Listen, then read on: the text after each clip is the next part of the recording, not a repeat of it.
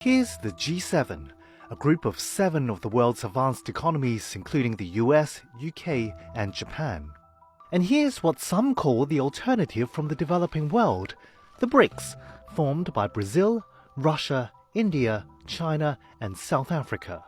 The BRICS is trying to position itself as the voice for emerging economies and challenge Western dominance of global affairs.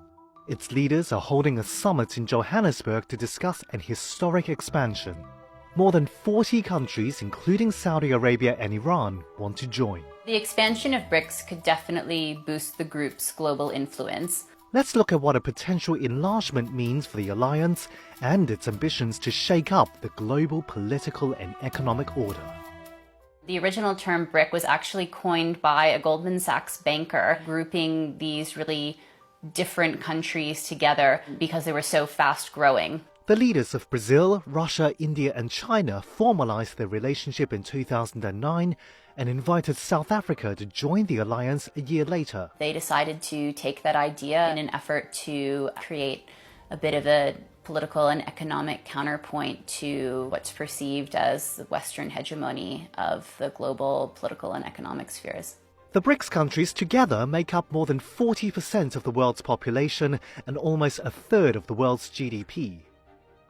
According to data from the International Monetary Fund, the bloc has already overtaken the G7 nations' share of the global economy on the basis of purchasing power parity. That's when the purchasing power of different currencies is equalized. Projections by Goldman Sachs show the world's economic balance shifting towards the BRICS and emerging economies. China is expected to overtake the US as the world's largest economy by 2050, with India climbing to number 3. China and India have experienced massive growth since the BRICS were founded in 2009 and certainly have helped them swell in importance and remain relevant on the global stage. China and Russia are pushing to enlarge BRICS. Experts say Beijing is keen to create an alternative grouping to counter the US and the West on the world stage. China has been bullish on expanding BRICS for some time, and they're particularly keen at the moment because of the trade tensions with the US. The US looking to diversify its supply chains away from China. Russia sees an expansion as a way to gain more international allies following its full-scale invasion of Ukraine. South Africa publicly supports the expansion, as does Brazil, but experts say behind the scenes, Brazil and India want a more measured approach. It seems that they are concerned about the group leaning too autocratic, so they want to have very specific requirements for admission to make sure that there's a balance amongst the members and that it doesn't become sort of the autocratic G7. More than 20 countries have formally applied to become part of BRICS, ranging from Saudi Arabia to Ethiopia, Argentina and Indonesia.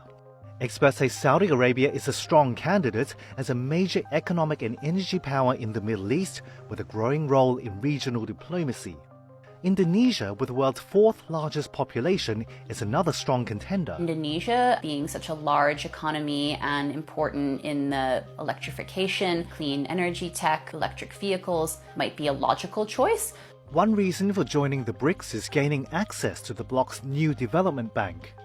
Since its founding in 2014, the bank has approved more than $30 billion in loans for development and infrastructure projects. Access to funding from this bank, which seem to be having more favorable terms than a traditional development bank like the World Bank or the IMF, is definitely something that's attractive to a lot of countries. The new development bank also wants to deepen the use of local currencies instead of the US dollar for trade and financing between the BRICS nations. Ultimately, experts say one of the biggest challenges for the BRICS to counter the West is to form a united voice on major global issues. Generally, the countries have pretty diverse and diverging interests in politics, on security issues, and even relations with the US. I think the group would like to be seen as an alternative political forum to the G7 group of developed nations. Whether or not it is able to achieve that, I think will largely depend on what countries it admits.